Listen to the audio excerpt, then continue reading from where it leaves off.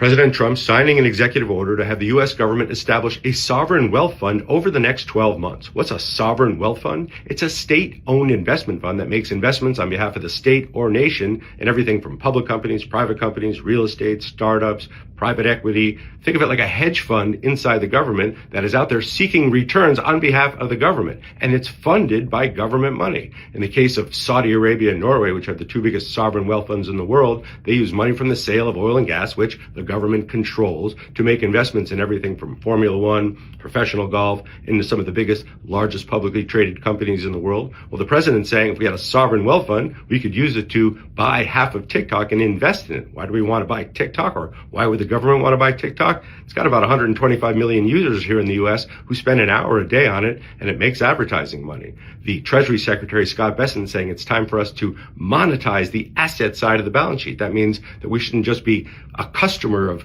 companies across the world. We should be investors in them. If we're going to buy $2 billion worth of vaccines from a company in Europe, we should also be able to invest in that company. So what could go wrong with a sovereign wealth fund? Well, somebody's got to decide what to invest in, and that's our money. There could be a lot of conflicts of interest. Some of those investments could do very poorly, and we could lose money in the fund. On the other hand, some could do very well and actually grow the sovereign wealth fund, and the government could use that money to pay down debt, maybe build some infrastructure, maybe give it back to us, the taxpayers. This is going to be very interesting to watch.